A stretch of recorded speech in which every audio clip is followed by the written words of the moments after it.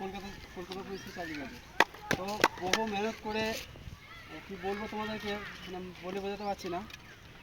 তো আজ 30 থেকে 32 বছর বয়স হয়ে তারা এইভাবে যে মেহনত করে যে চাকরিটা পেয়েছে, এটা তোমরা হয়তো এদেরকে দেখে তোমরা শিক্ষা পাবে যে অনেকে ভাবো যে আমাদের হয়তো চাকরি হবে না, কিন্তু তোমরা যদি ঠিকঠাকভাবে লেগে থাকো বা সময় দাও চাকরির প্রতি, পড়াশোনার প্রতি বা রান্নার প্রতি সময় দাও, তো এই দাদাদেরকে দেখে তোমরা বুঝতে পারবে যে এরা যেভাবে চাকরি পেয়েছে তোমরা পরিশ্রম করলে এইভাবে চাকরি পাবে। কোনো যে আজ এই মার্কটাতে পাস করতে পারলাম না, অনেক আজ পরীক্ষায় পাস করতে পারলাম না, তো সেই সমস্ত মোটিভেশন ছেড়ে দিয়ে তোমরা চেষ্টা করো কন্টিনিউ পড়াশোনা বা রানটা তোমরা কন্টিনিউ চালিয়ে যাও।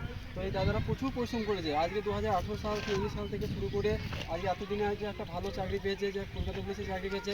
আমার বিশাল আনন্দ। যাক, ইন্ডিয়ান ডিফেন্স একাডেমি থেকে বিশাল স্বাগত, সবাইকে স্বাগত। এই যে দেব ভাইরা, তো লাস্ট বয়সের চাকরি, এই অগ্নিবীরের লাস্ট বয়স, এরপরে যদি আর হয়তো এর পরের মাত্রাতে কিন্তু আর অগ্নিবীরের চাকরি এরা কিন্তু পেতো না। যাই এরা পেলেও আর খুশি লাগছে, এই ভাইরা সবাই অগ্নিবীরে পেয়েছে। যাক, ভালো করে সবাই ট্রেনিং করো। পরের জেনারেশন যারা তোমরা আসছো তাদেরকে সবাইকে বলবো মেহনত করো, সামনে আবার তোমাদের অগ্নিবীর বেরিয়ে গিয়েছে। আবার সেইভাবে এরা যেমন পরিশ্রম করেছে তোমরা দেখেছো হয়তো আমাদের ইউটিউব চ্যানেলে, ইন্ডিয়ান ডিফেন্স একাডেমি আমাদের চ্যানেলের নাম। তো ওই চ্যানেলে অনেকভাবে এদের ভিডিওগুলো প্রোভাইড করা আছে, সেখানে তো দেখতে পারবে যে কীভাবে তারা রান করেছে, কীভাবে তারা পড়াশোনা করছে। তো সেইভাবে তোমরা এগিয়ে চলো, এগিয়ে কিন্তু তোমাদের আবার এদের মতো আবার আসবে। এই খুশির দিনটা কিন্তু সবারই একদিন আসবে, তাই সবাই মিলে হাততালি।